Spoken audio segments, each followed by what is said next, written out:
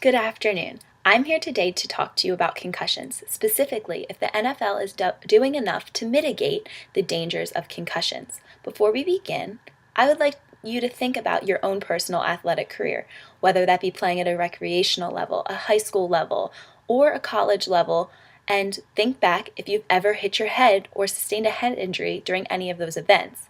And then, how did you handle it? Did you go to your healthcare professional and tell them what was wrong or seek help? Did you just brush it off your shoulder and go back into play? Most of us probably brushed it off our shoulder and went back to play with the head injury. Unfortunately, this is incorrect, and this is why the NFL needs to do more. They need to educate the general population on the injury and effects of concussions. They also need to make a return to play protocol for healthcare professionals to use to know when it's safe for their athletes to go back to participation.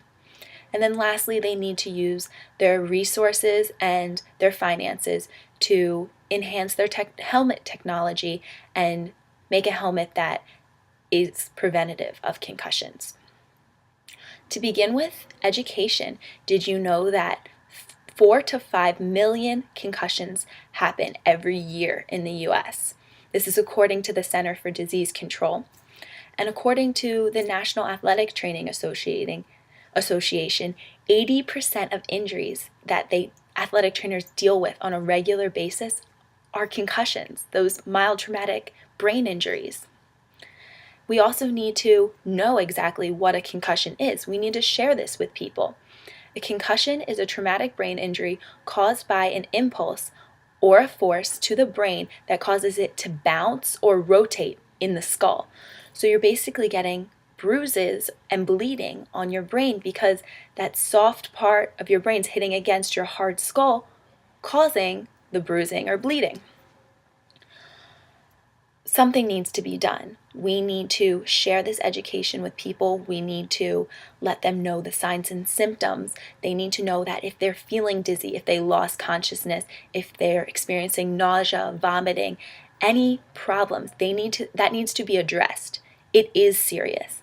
I know it's something you can't see, like an orthopedic injury, like a broken arm. You could see that someone was in a cast. You could see that a bone's out of place on an x-ray.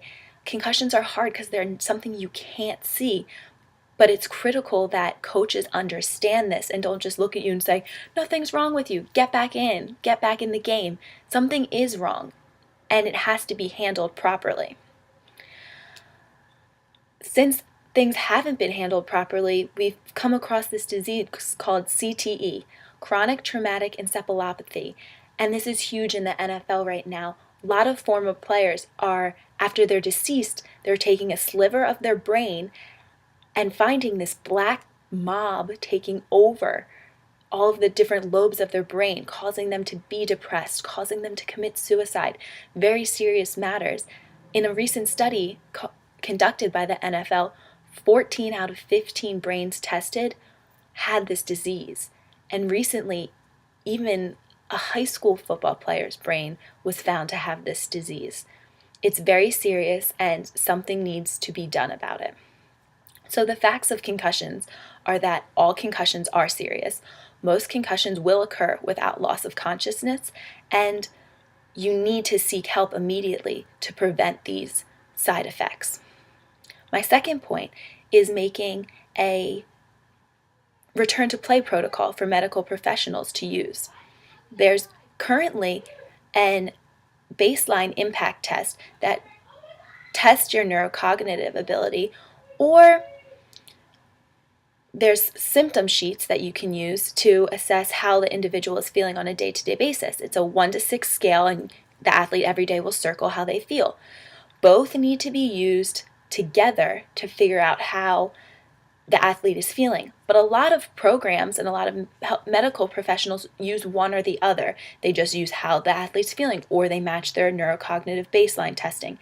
Both need to be used together, and the NFL needs to come up with a specific protocol to make this standardized for everyone's return to play to know when it's safe. Lastly, helmet safety.